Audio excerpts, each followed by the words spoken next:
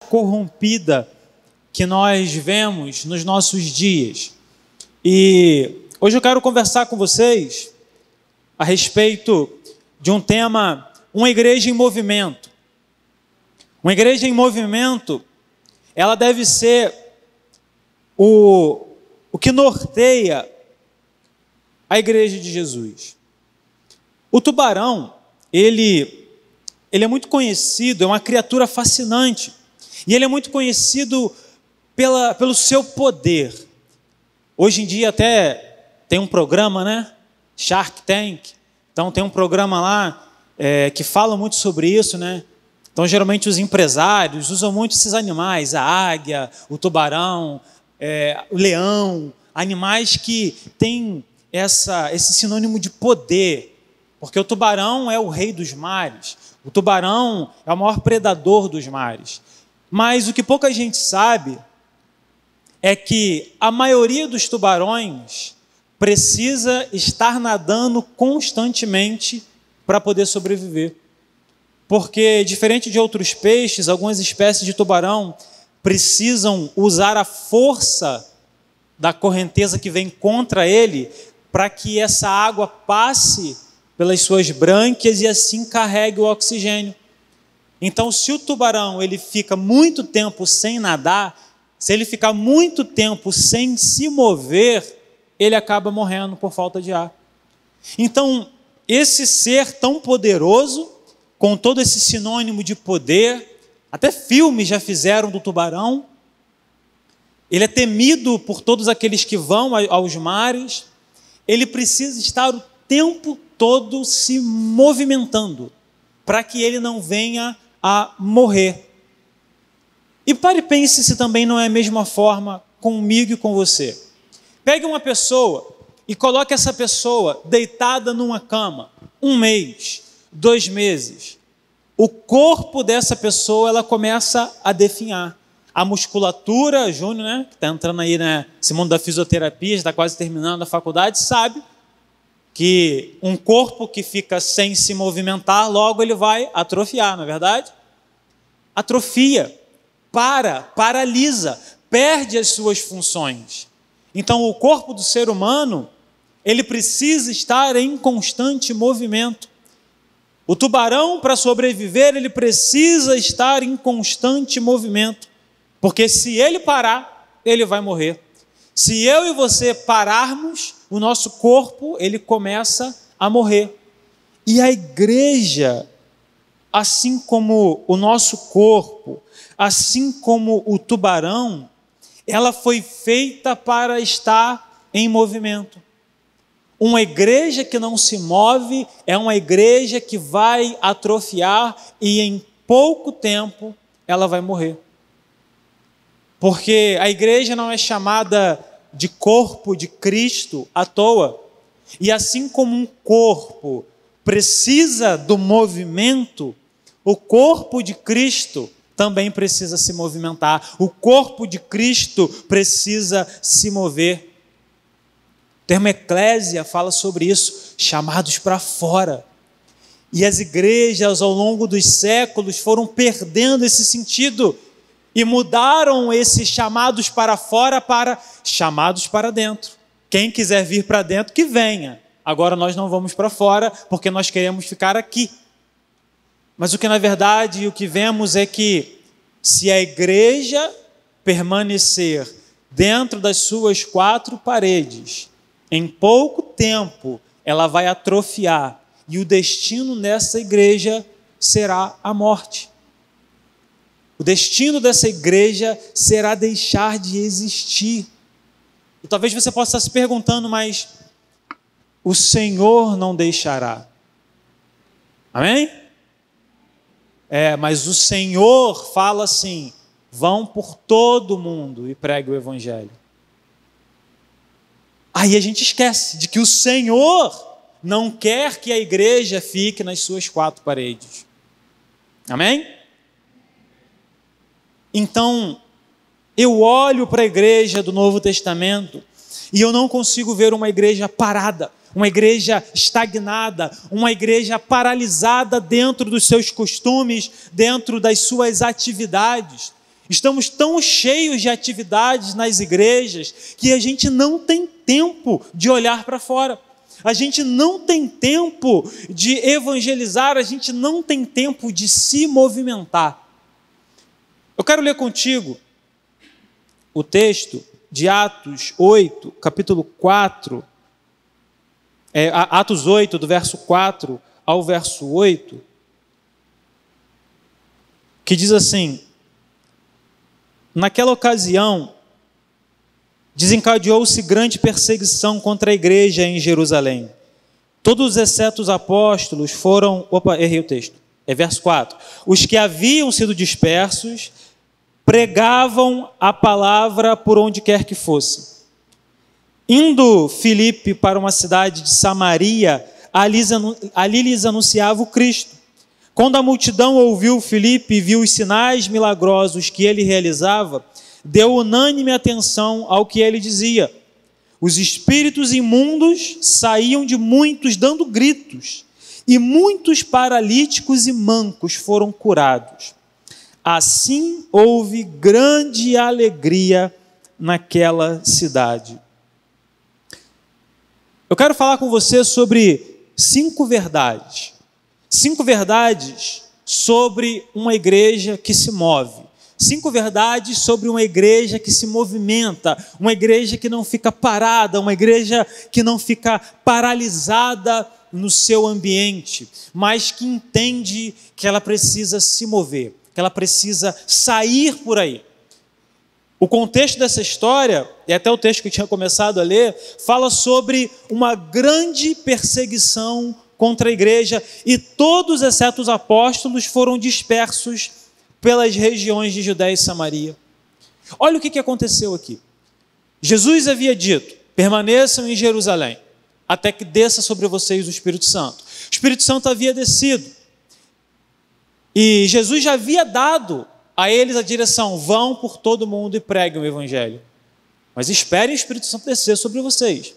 Só que quando o Espírito Santo desce, os apóstolos começam a pregar, a igreja começa a crescer, as pessoas ficaram em Jerusalém.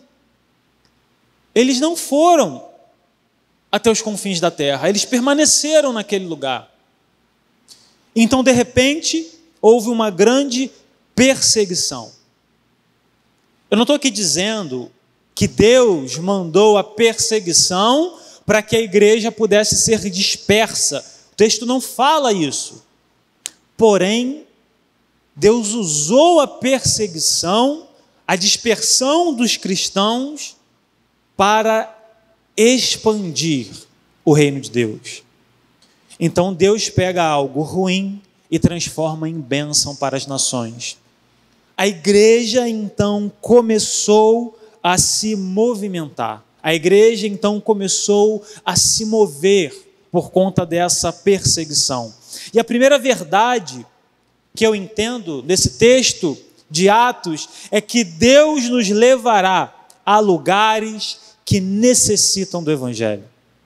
Deus nos levará a lugares que necessitam do Evangelho.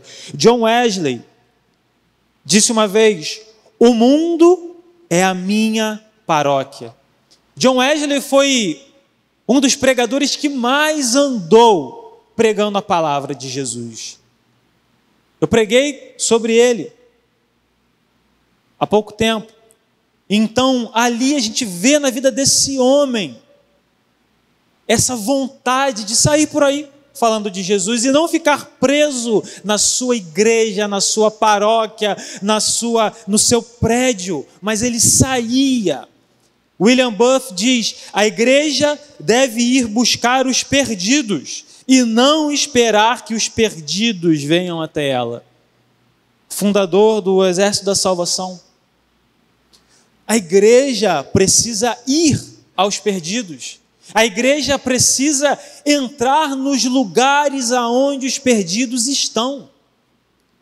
Nós não podemos esperar, meu querido, minha querida, que uma pessoa que não compreende o Evangelho entre nesse lugar. Venha de boa vontade. Hoje eu estou muito afim de ir à igreja. Não, isso não vai acontecer. Não vai. É por isso que você convida e a pessoa não vem, porque ela não tem esse entendimento. Ela não vai vir. Poucos serão aqueles que vão, talvez por gostar muito de você, receber esse convite e vir aqui. As pessoas precisam ouvir do Evangelho. A igreja precisa ir até essas pessoas. A igreja precisa se movimentar de uma forma inteligente, de uma forma planejada. Mas a igreja precisa ir. A igreja sofreu uma grande perseguição. E isso levou com que a igreja se espalhasse. Meu querido, não espere, a nossa igreja não precisa esperar vir um problema como uma perseguição para ela entender que ela precisa se mover. Nós não precisamos passar por isso para entender que nós não podemos ficar estagnados no nosso lugar, estagnados no nosso prédio. E a perseguição foi um instrumento usado por Deus para que o reino dele se espalhasse, para que o reino dele fosse propagado entre as nações. E então, ali, o texto fala que aqueles que haviam sido dispersos pregavam a palavra por onde iam.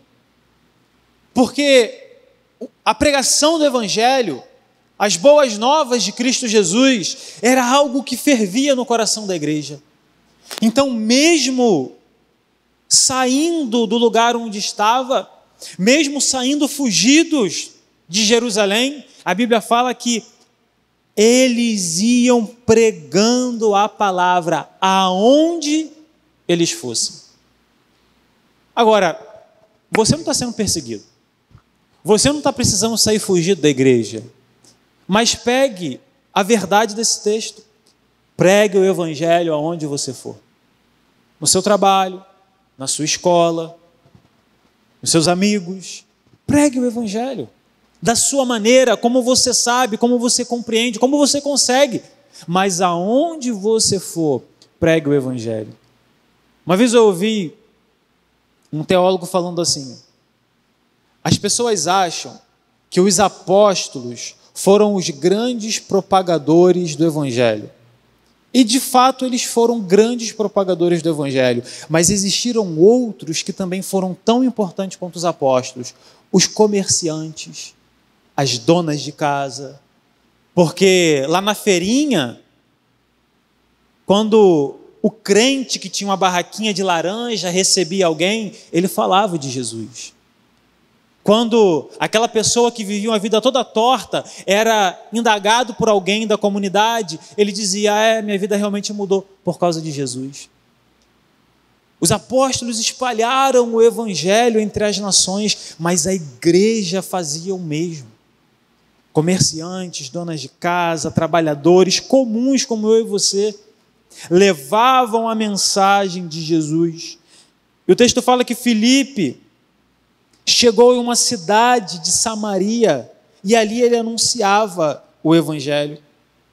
Ou seja, o alcance da nossa mensagem não deve se restringir só ao nosso espaço físico. Nós precisamos ter, sabe, gente, olhos de águia, observar as oportunidades para falar de Jesus, observar ali as aberturas para falar de Jesus. Filipe então saiu por conta da perseguição, e quando ele chega em uma cidade, ele prega o Evangelho. Ele fala das maravilhas de Jesus. E eu creio que Deus leva Filipe a esse lugar. Logo depois, Deus vai levar Filipe a um lugar deserto, onde ele vai se encontrar com o eunuco, e ali ele prega o Evangelho. Porque quando aquele eunuco, lendo o livro de Isaías, ele nem se deu conta que Filipe estava ali. Filipe então olha com olhos de águia e observa ali uma oportunidade de falar de Jesus. E ele pergunta, ele inicia uma conversa. Ele pergunta: você está entendendo o que você está lendo? Isso é estratégia, meu irmão. Estratégia bem fundada, bem firmada. Ele poderia muito bem ter começado: conhece as boas novas de salvação? Não, ele não fez isso, mas ele viu, observou aquele homem, um homem que estava lendo o livro de Isaías, Ele sabia que aquele homem não era natural daquela terra. Havia uma comitiva. Então Filipe vira, observa a oportunidade, traça um plano e pensa, preciso iniciar uma conversa com esse homem. E ele faz essa introdução com uma pergunta: você entende o que você está lendo? E ali cria-se uma brecha para o evangelho. Aquele homem com dúvida pergunta sobre o que estava falando aquele texto, se era do profeta ou se era de outro, e ali Filipe pensa assim: agora eu me consagro, e fala, esse de quem você leu é Jesus. E ali ele explica o plano de salvação para aquele homem se converte, aquele homem é batizado naquele exato momento, e ele vai para a sua terra, levando a mensagem de Jesus. Mas Filipe não se colocou como uma restrição de pregar somente em Jerusalém, de pregar somente na sua igreja, mas aonde Deus o levasse. Meu querido, Deus ele vai te levar a lugares e pessoas que necessitam ouvir do Evangelho de Cristo. Deus ele vai te levar a esses lugares, e quando isso acontecer, não se cale.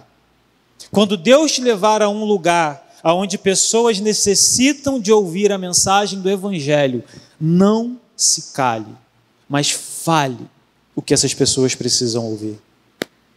A segunda verdade desse texto é que outras pessoas precisam ver sinais do poder de Deus.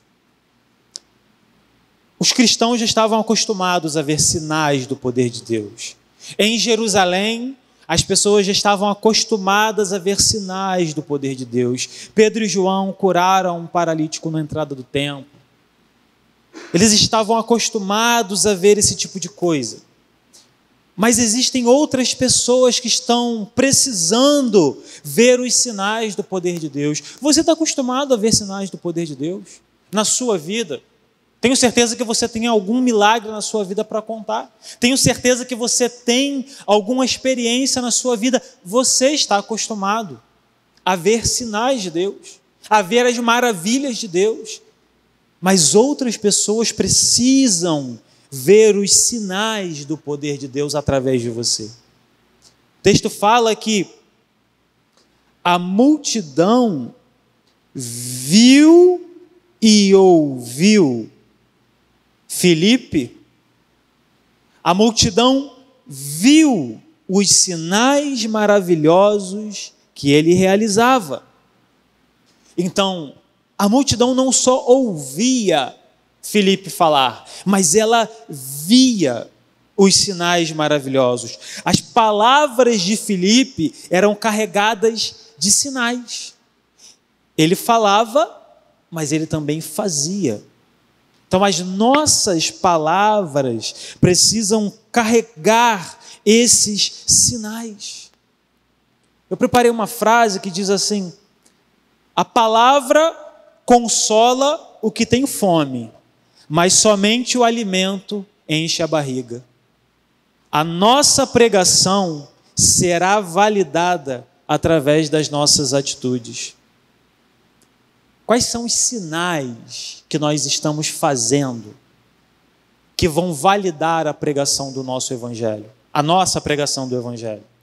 Então, Filipe, ele pregava, mas ele fazia os sinais.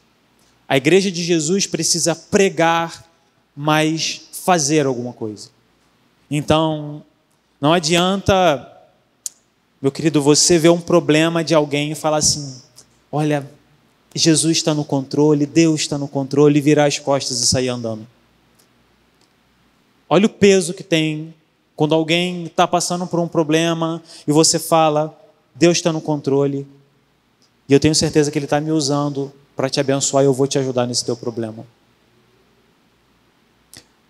Então é muito fácil bater na porta de alguém que está com fome e falar assim: Jesus está no controle de tudo, Deus está no controle de tudo, virar as costas e aquela pessoa continuar comendo água com farinha. Mas o peso do evangelho é quando nós batemos aquela porta e dizemos assim: o Senhor Jesus me mandou aqui para trazer essa cesta de alimento para você, porque eu sei que você está passando necessidade, porque Deus está no controle de todas as coisas. A nossa mensagem precisa ser carregada, validada pelos sinais, pelas atitudes, por aquilo que nós podemos fazer pela sociedade, por aquilo que nós podemos fazer por aquele que está necessitado, por aquilo que nós podemos fazer por aquele que precisa de nós. Porque é muito fácil falar do Evangelho, mas o difícil é viver o Evangelho. É muito fácil entender o Evangelho, mas difícil é praticar o Evangelho. Em que Jesus diz que nós devemos dar as nossas vidas pelo Evangelho, nós devemos dar as nossas vidas pelos nossos irmãos, nós devemos orar pelos nossos inimigos, nós devemos amar as pessoas. Essas pessoas precisam ver esses sinais. Estamos carregando o nome da igreja por onde nós vamos. Qual é o testemunho que estão vendo em você quando você carrega o nome da igreja? Sabe um exemplo muito claro disso? Quando você está no trânsito e tem um carro na sua frente, fazendo um monte de besteira, reclamando de todo mundo, xingando todo mundo que está no trânsito, mas lá no para-choque traseiro tem ali o adesivo de uma igreja. E aquela pessoa está carregando o nome da igreja, dando um mau testemunho. Aquela pessoa está carregando a mensagem da igreja, consequentemente, a pessoa entende que ela é um crente, ou seja, ela está carregando o nome de Jesus e dando um mau testemunho. Os nossos maus testemunhos, ou seja, os nossos sinais, vão invalidar a nossa mensagem. Então imagine você querer pregar o evangelho para alguém, para o seu vizinho, que você passa por ele todo dia e não fala, não dá um bom dia, não dá um sorriso, mas você quer falar de Jesus para ele. Como essa terra seca vai receber a divina semente se eu e você estamos dando um mau testemunho? Se eu e você estamos dando sinais contrários àquilo que nós pregamos? O que Filipe fazia era unir o seu testemunho com os sinais. E olha a consequência.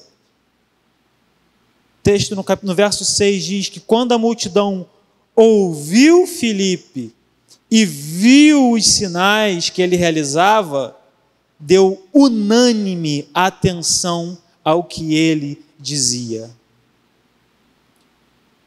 As pessoas só passaram a dar atenção a Filipe depois de ouvir aquilo que ele falava, mas de ver os sinais que ele fazia.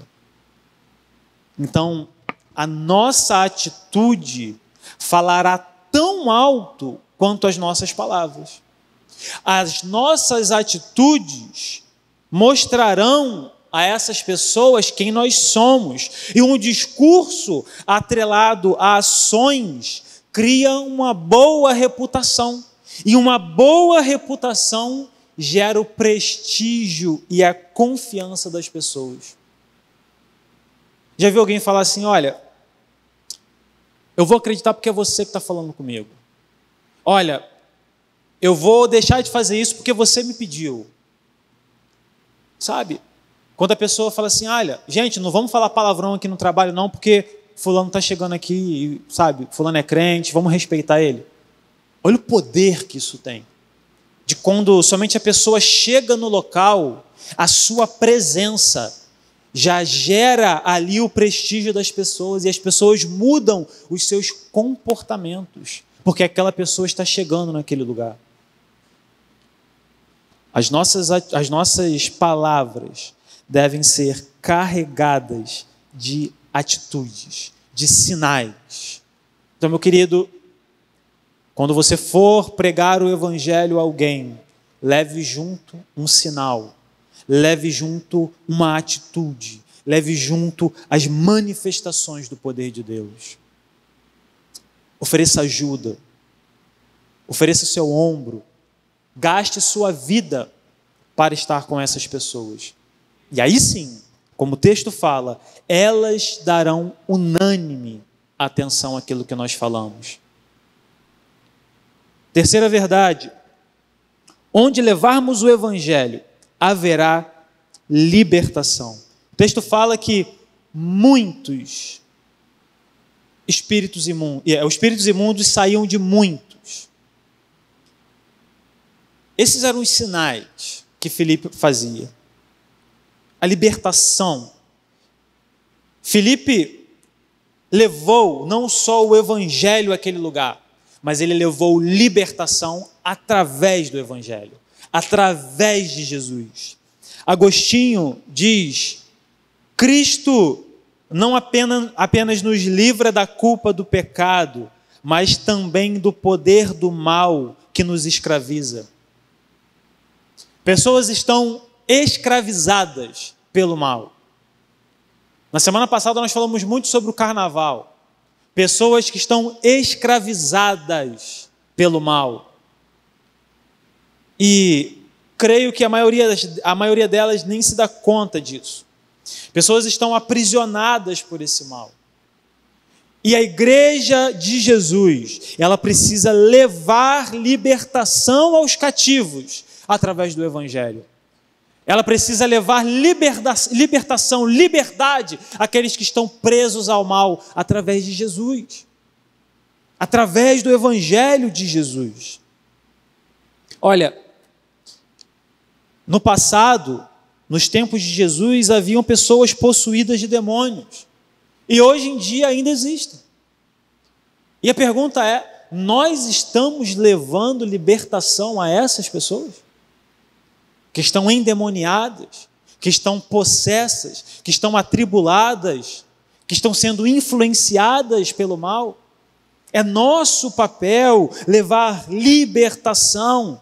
Texto de Lucas 4, 18 e 19, Jesus vem falando um texto de Isaías que falava sobre ele, que diz assim: o Espírito do Senhor está sobre mim, pois me ungiu para evangelizar aos pobres, enviou-me a curar os contritos de coração e a proclamar liberdade aos cativos, restauração de vista aos cegos e pôr em liberdade os oprimidos e anunciar o ano aceitável do Senhor. Pôr em liberdade os oprimidos. O mal está oprimindo pessoas e nós temos nas nossas mãos a solução para essas pessoas, o evangelho de Jesus. Mas elas precisam ouvir desse evangelho. Até a chegada de Filipe naquele lugar, essas pessoas continuavam possessas de seus demônios.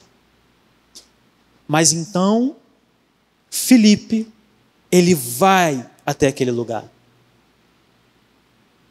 Ele chega e ele domina aquele lugar. Ele chega e ele causa uma arruaça naquele lugar. Ele chega e causa uma transformação através da pregação do evangelho. O território do inimigo estava sendo dominado pelo evangelho de Jesus. O território do inimigo precisa ser dominado pelo reino de Deus. E isso vai acontecer através da pregação do evangelho. Mas se a igreja estiver parada, se a igreja estiver somente nas suas atividades, se a igreja estiver gastando todo o seu tempo dentro do templo, o território do inimigo continuará no mesmo lugar. E o diabo continuará fazendo as suas arruaças. Mas precisou de Filipe chegar àquele lugar. Filipe, sozinho, chega àquele lugar. Olha, meu querido, preste atenção nisso daqui que eu vou falar. Só é necessário um único crente, cheio do Espírito Santo, indo em nome de Jesus para o mal bater em retirada. Um único crente.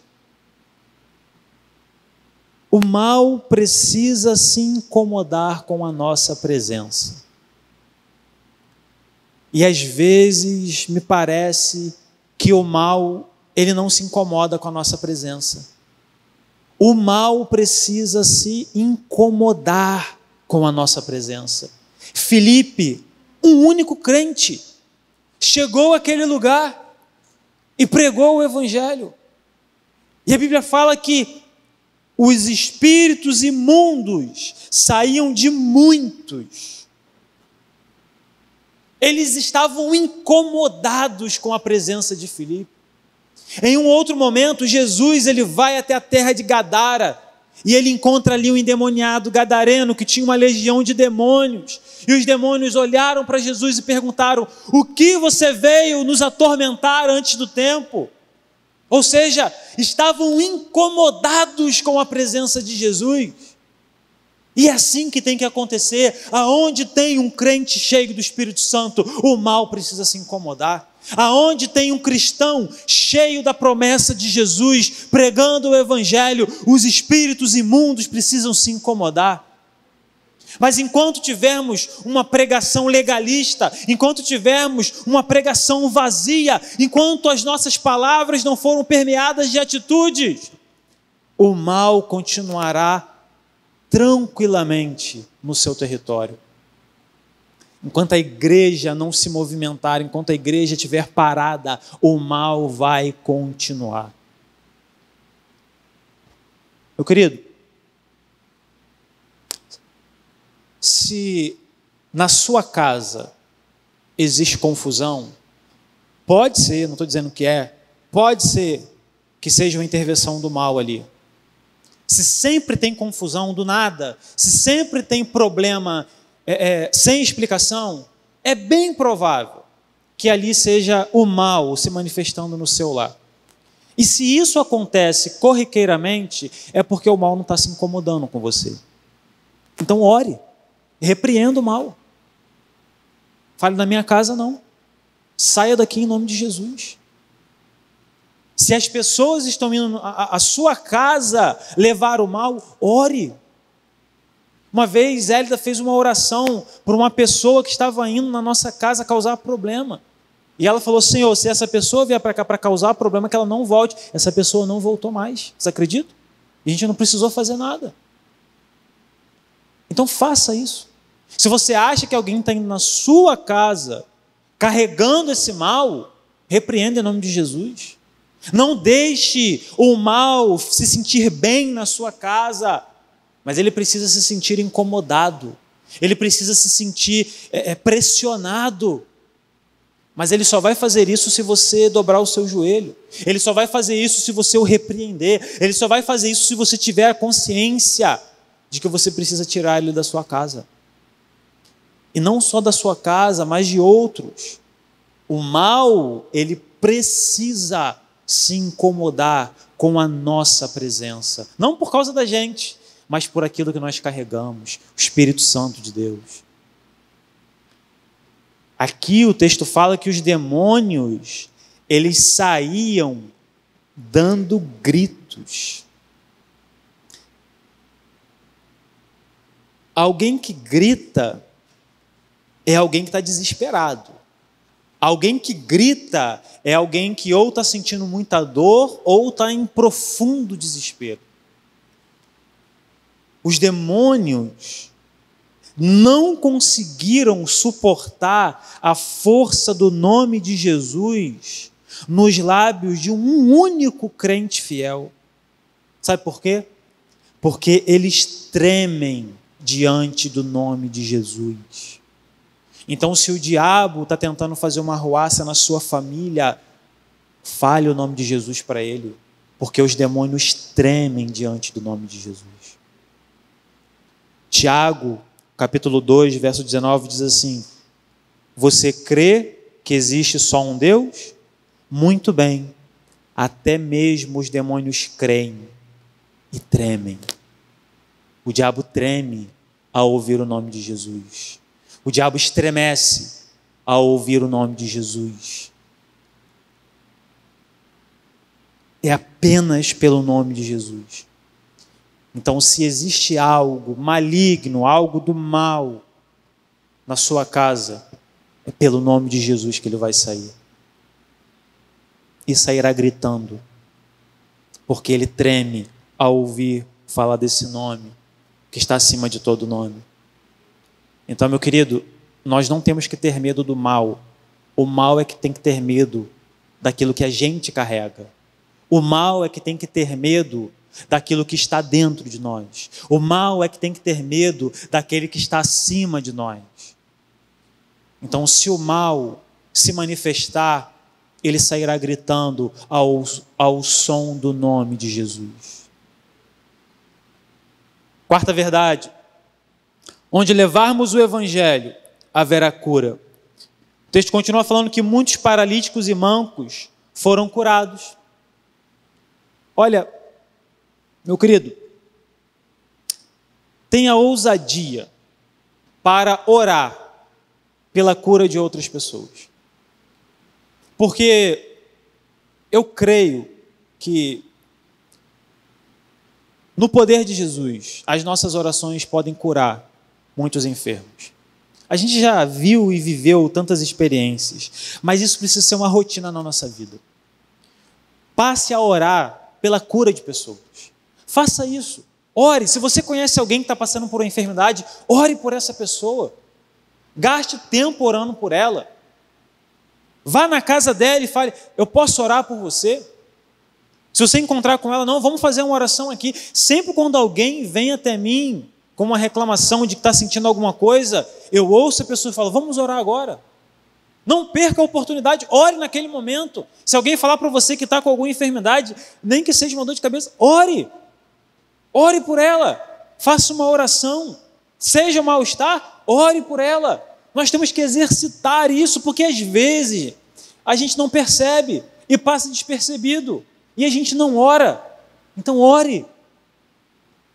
De tempos em tempos, nas minhas devocionais, eu tenho o costume de orar por aqueles enfermos que eu tenho o conhecimento. Então faça isso. Ore pelos enfermos da nossa igreja. Ore pelos enfermos que você conhece, porque você precisa ter ousadia.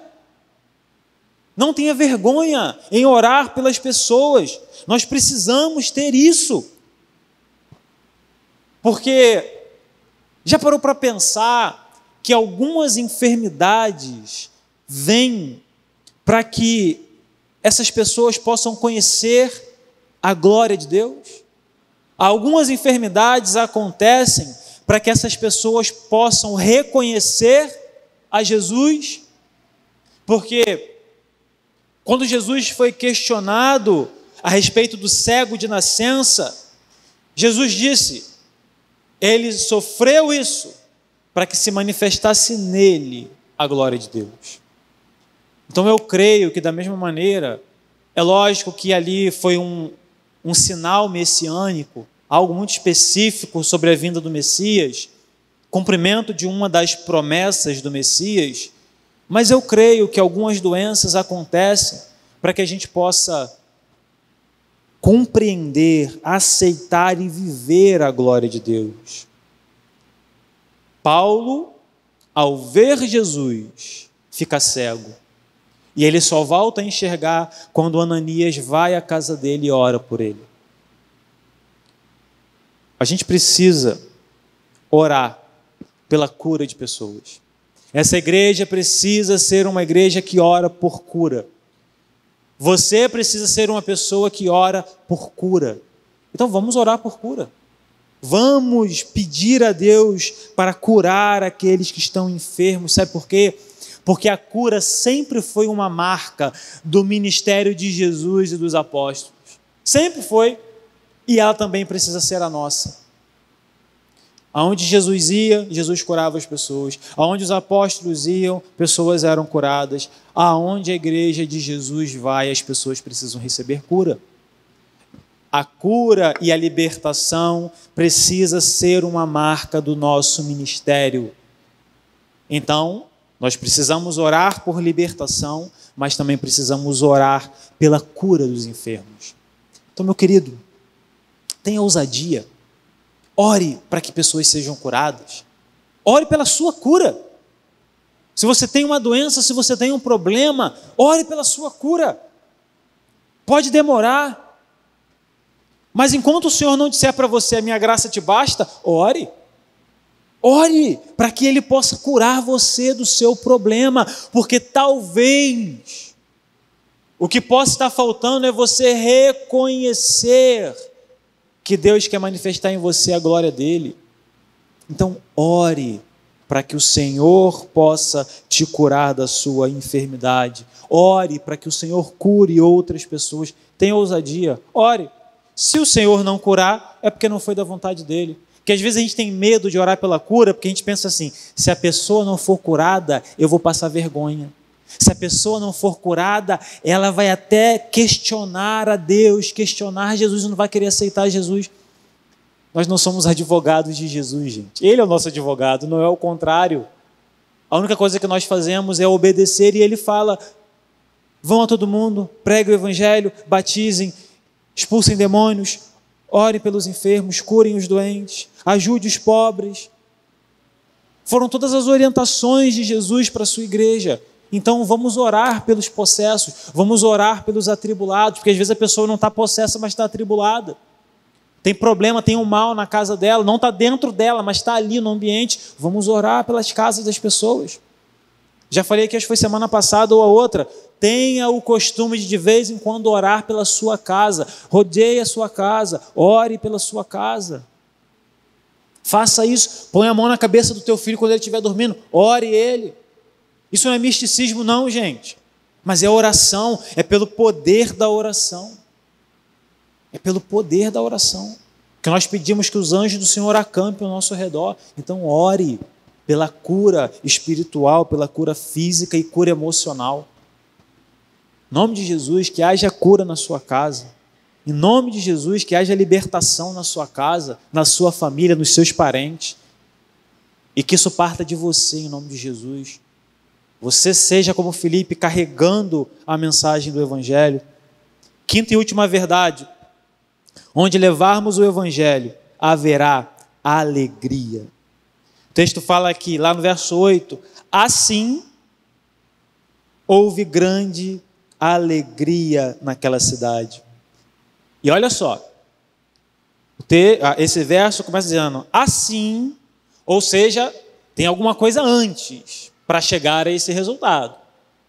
Então, tudo aquilo que aconteceu, a chegada de Filipe, a pregação do Evangelho, os sinais que Filipe fazia, os demônios que eram expulsos, os enfermos que eram curados, tudo isso trouxe grande alegria para aquela cidade. Então, aonde levarmos o Evangelho, haverá alegria, porque o Evangelho de Jesus é carregado de alegria. Então, imagine um testemunho. Olha, eu tinha uma vida muito torta e o Senhor me libertou.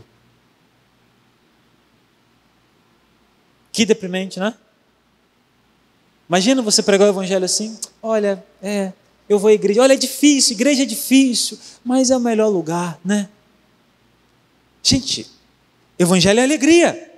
Olha, eu tinha isso, mas Jesus me libertou, graças a Deus. Hoje eu sou uma nova pessoa, hoje eu vivo bem, hoje eu vivo feliz, hoje eu vivo alegre. E olha, eu invejo, no bom sentido, os nossos irmãos pentecostais, porque quando eles falam de Jesus, olha, parece que eles estão vivendo uma festa dentro deles. Porque eles falam, eles balançam o braço, eles mudam a voz, eles mexem com o corpo, e a gente acha aquilo esquisito, mas sabe o que é isso? É a alegria que esse povo sente. Porque Jesus libertou eles de um lugar onde eles estavam. Jesus tirou eles de uma realidade que eles não gostavam. Isso trouxe alegria. E por isso que eles são tão alegres ao falar de Jesus. E eu admiro os nossos irmãos pentecostais, porque eles são alegres ao falar de Jesus. Eles são alegres, eles carregam essa alegria. Lucas capítulo 2, verso 10. Então o anjo disse, não tenham medo, pois trago boas novas de grande alegria para vocês, que são para todo o povo. E aí ele fala que Jesus havia nascido. Então o anjo não chega para os pastores, é quando o anjo chega aos pastores do nascimento de Jesus e fala: olha, aquela promessa lá que vocês receberam, aconteceu, tá, agora a gente vai embora. Não! Os anjos chegam e falam: não tenham medo, pois eu estou trazendo boas novas de grande alegria, que não é só alegria para vocês, mas para todo o povo, para todas as pessoas. O Evangelho de Jesus é alegria, meu querido. Então, em nome de Jesus, bota um sorriso nesse rosto. Em nome de Jesus, viva alegre. A vida é difícil? É claro que é difícil, mas bota um sorriso nesse rosto, porque você ficar com essa cara emburrada não vai fazer a sua vida ser melhor. Você ficar com a sua cara fechada quando você vai de manhã no ônibus, indo para o trabalho, não vai mudar o seu dia. Então coloque um sorriso no teu rosto.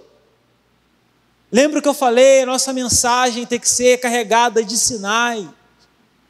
E o que mais tem por aí é crente rabugento, crente de cara fechada, crente carrancudo, que não reflete as boas novas de grande alegria. Dá um sorriso para mim, por favor, pelo amor de Deus. Jesus quer ver o teu sorriso. Exercite isso. Sorrir faz bem, sorrir emagrece. Sorrir muda o dia. Então viva essa alegria do Evangelho. Não seja uma pessoa triste. Por mais que a vida seja difícil, dê um sorriso. Porque um sorriso vai alegrar seu dia. O sorriso vai melhorar a sua vida e vai cativar as pessoas que estão ao seu redor. Então, de vez em quando, dê um sorriso, mesmo que a vida esteja difícil. Quando as pessoas são libertas e curadas, a alegria toma conta dos nossos corações. Jesus já te libertou, Jesus já te curou, Jesus já fez um monte de coisa para você, então por que você não está alegre? Viva a alegria do Evangelho. Viva a alegria de celebrar a vida, a nova vida que Cristo te deu. Porque é através dessa alegria que as pessoas ao redor, elas vão ser cativadas por essa alegria.